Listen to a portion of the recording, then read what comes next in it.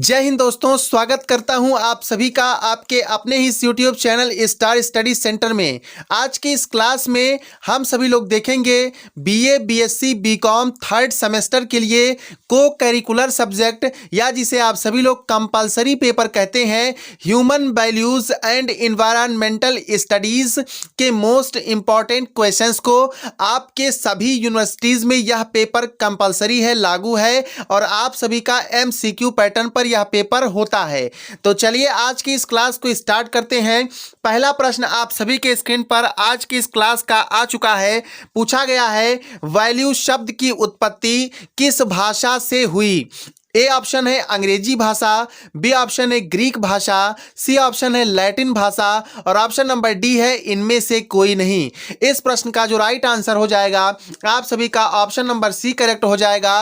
Value शब्द की उत्पत्ति लैटिन भाषा के एक वर्ड वैलियर से हुई है, जिसका की अर्थ क्या होता है, मूल्यवान होता है। चलिए आते हैं अगले प्रश्न पर। दूसरा प्रश्न आप सभी के स्क्रीन पर आ चुका है। प्रश्न संख्या दूसरा है व्यक्ति के जीवन के प्रेरक बिंदु हैं, मूल्य, स्तर, लक्ष्य या फिर इनमें से कोई नहीं। इस प्रश्न के लिए जो राइट आंसर हो जाएगा आप सभी का व्यक्ति के जीवन के जो प्रेरक बिंदु होते हैं, जिनसे व्यक्ति के जीवन को प्रेरणा मिलती है, तो क्या हो जाएगा, ऑप्शन ए करेक्ट हो जाएगा, मूल्य या फिर अंग्रेजी में इसको कहते हैं वैल्यू। तो व्यक्ति के जीवन के प्रेरक बिंदु क्या है, मूल्य है। आते हैं तीसरे प्रश्न पर। तीसरा प्रश्न स्क्रीन पर आप सभी के है। पूछा गया है मूल्य व्यक्ति के जीवन को किस प्रकार प्रभावित करता है।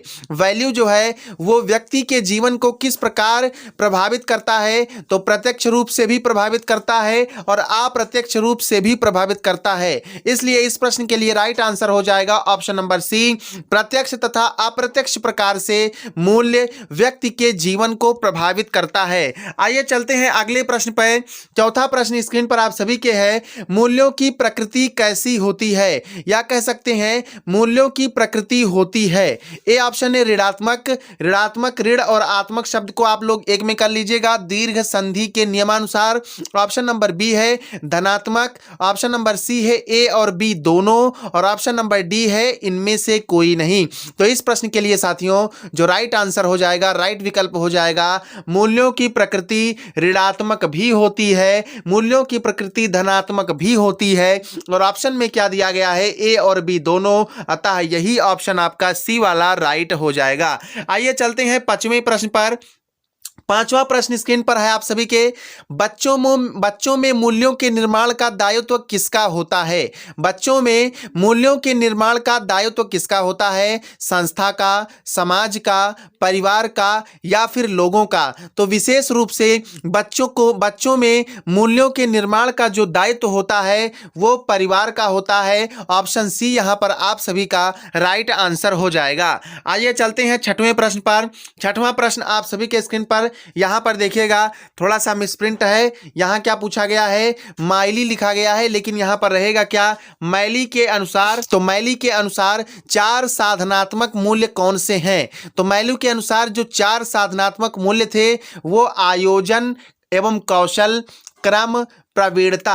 अतः इस प्रश्न का ऑप्शन नंबर डी करेक्ट हो जाएगा, उपरोक्त सभी। मैली के अनुसार चार साधनात्मक मूल्य आयोजन एवं कौशल, क्रम तथा प्रवीणता है। आइए चलते हैं अगले प्रश्न पर। सातवां प्रश्न स्क्रीन पर आप सभी के आ चुका है, आदर्शात्मक मूल्य का आधार क्या है। आइडियोलॉजिकल वैल्यू का बेस क्या है। तो धार्मिक आधार, नैतिक आधार, आंतरिक आधार या फिर ऑप्शन डी है इनमें से कोई नहीं। तो आइडियोलॉजिकल वैल्यू का जो बेस है, जो आधार है वो धार्मिक आधार है। ऑप्शन ए यहां पर करेक्ट आंसर हो जाएगा।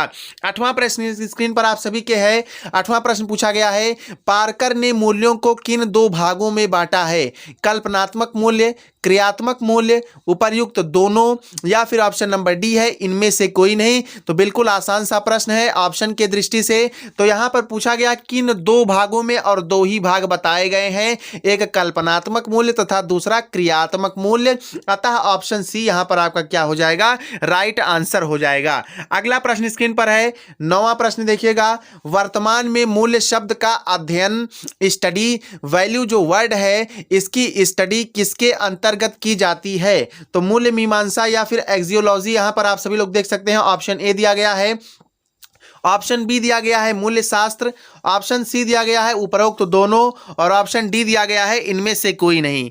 तो वर्तमान में मूल्य शब्द का अध्ययन की यदि बात करें तो ये एक्सियोलॉजी के अंतर्गत या फिर मूल्य शास्त्र के अंतर्गत अर्थात दोनों के अंतर्गत किया जाता है। ऑप्शन सी करेक्ट हो जाएगा, उपर्युक्त सभी। चलिए अगले प्रश्न पर आ चुके हैं। प्रश्न संख्या 10 है। पूछा गया है हर व्यवसाय के मूल में होना चाहिए। ए ऑप्शन है स्वार्थ, बी ऑप्शन है तकनीक, सी ऑप्शन है कौशल, और ऑप्शन नंबर डी है मूल्य। तो इस प्रश्न का आंसर क्या हो जाएगा? ऑप्शन डी करेक्ट हो जाएगा। हर व्यवसाय के मूल में क्या होगा? मूल्य होगा, वैल्यू होगा। जबकि कौशल, तकनीक और स्वार्थ हर प्रकार के व्यवसाय में यहां पर आपको देखने को नहीं मिलेंगे। चलिए आइए चलते हैं नेक्स्ट क्वेश्चन पर। 11वां नंबर का प्रश्न स्क्रीन पर है। पूछा क्या गया है व्यावसायिक मूल्य के प्रारंभिक प्रस्तावक थे कौन? Spencer, Peter Drucker, Sigmund Freud, या फिर ऑप्शन डी है उपर्युक्त सभी। इस प्रश्न के लिए राइट आंसर क्या हो जाएगा? व्यावसायिक मूल्य के प्रारंभिक प्रस्तावक कौन थे? पीटर ड्रकर नामक व्यक्ति थे। आते हैं अगले प्रश्न पर। 12 नंबर का प्रश्न स्क्रीन पर है। मूल्य श्रृंखला की अवधारणा को किसने लोकप्रिय बनाया, किसने फेमस किया? ए विकल्प है पीटर ड्रकर, बी विकल्प है माइकल पोर्टर, सी विकल्प है स्टीवन स्मिथ, और ऑप्शन डी है इनमें से कोई नहीं। इस प्रश्न के लिए राइट आंसर क्या हो जाएगा? आप सभी का ऑप्शन बी करेक्ट हो जाएगा। माइकल पोर्टर क्या थे?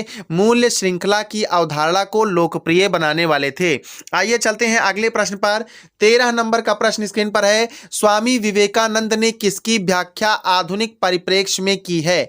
धर्म की व्याख्या, मूल्य, वेदांत दर्शन, या फिर अध्यात्म? तो इस प्रश्न के लिए राइट आंसर ऑप्शन सी होगा, वेदांत दर्शन। स्वामी विवेकानंद ने वेदांत दर्शन की व्याख्या आधुनिक परिप्रेक्ष्य में की है। इन्हीं से मिलता जुलता हुआ एक प्रश्न और स्क्रीन पर है। 14 नंबर का प्रश्न है। स्वामी विवेकानंद ने युवाओं के लिए आवश्यक बताया अध्यात्म, ज्ञान, चरित्र निर्माण, या फिर ऑप्शन डी है धर्म? तो क्या बताया था?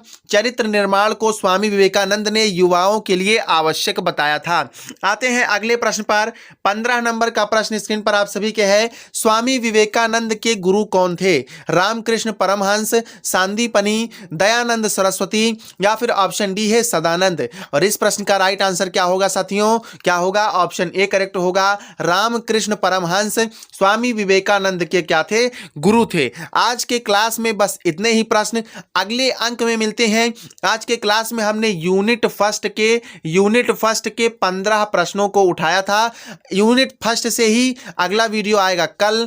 अगर आपने चैनल को सब्सक्राइब नहीं किया है तो चैनल को सब्सक्राइब कर लीजिए, साथ ही बेल आइकन को ऑल पर प्रेस करिए, जिससे कल का जो दूसरा पार्ट आए वह भी आप सभी तक जल्दी से जल्दी पहुंच जाए। चलिए मिलते हैं नेक्स्ट क्लास में। जय हिंद, जय भारत, वंदे मातरम।